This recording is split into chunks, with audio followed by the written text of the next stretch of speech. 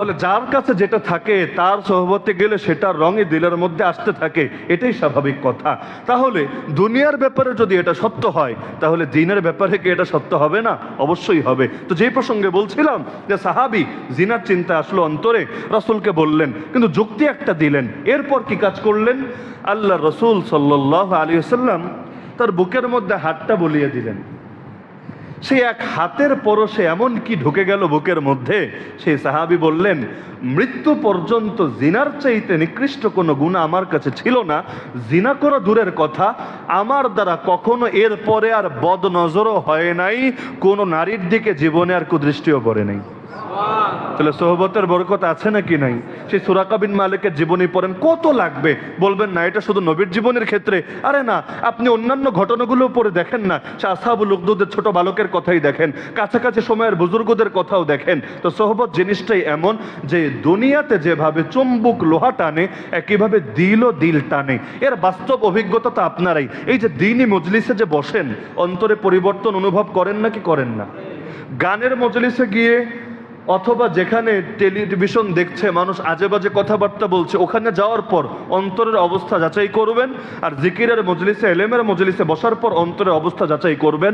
যদি পার্থক্য পান, এবং পাবেনই, যদি মাথায় সুস্থ মস্তিষ্ক থাকে, আপনি অনুভব করতে পারবেন দুই হালতে পার্থক্য হয়। তো যদি পার্থক্য হয়, এখান থেকে আপনার শিক্ষা এটাই হওয়া দরকার যে আমি অসৎ সঙ্গগুলো ছেড়ে দেব, সৎসঙ্গগুলো গ্রহণ করব। এবং এটা আল্লাহকে ভালোবাসার দাবি। হাদিসের মধ্যে আছে সর্বোত্তম আমল আল্লাহর জন্য ভালোবাসা, আল্লাহর জন্য ঘৃণা করা। মান আহাব্বা লিল্লাহি ওয়া আবগাদা লিল্লাহি ওয়া আতা লিল্লাহি ওয়া মানা লিল্লাহ ফাকাদ ইসতাকমালাল ঈমান।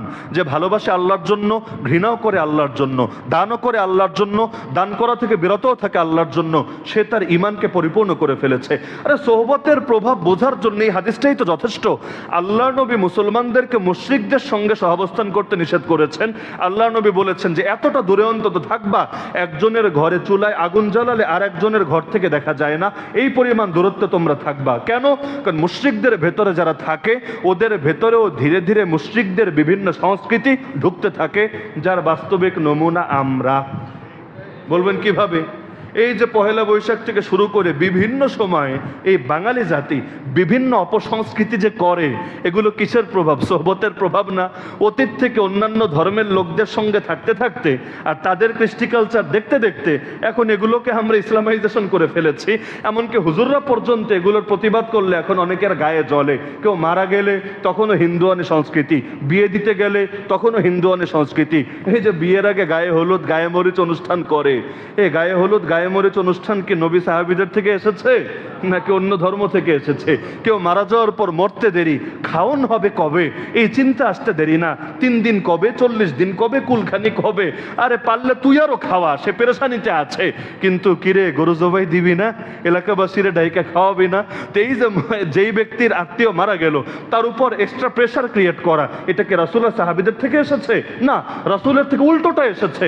জাফর রাদিয়াল্লাহু আনহু শহীদ হলেন, আল্লাহর রাসূল তার ঘরে গিয়ে বাচ্চাদেরকে আদর করলেন, আশপাশের ঘরের লোকদেরকে বললেন ওর ঘরে খাবার দাও, কারণ এখন তারা পেরেশানিতে আছে। তো নবীর শিক্ষা ছিল যে বিপদে পড়েছে তার পাশে দাঁড়ানো। আর আমরা একদিকে হারিয়েছে সে তার আপনজন, এমনি মনে কষ্ট, আর একদিকে এলাকার সবাইরে খাওয়াবে কেমনে, এত টাকা আনজাম দেবে কোত্থেকে, এটা নিয়ে আলাদা টেনশন।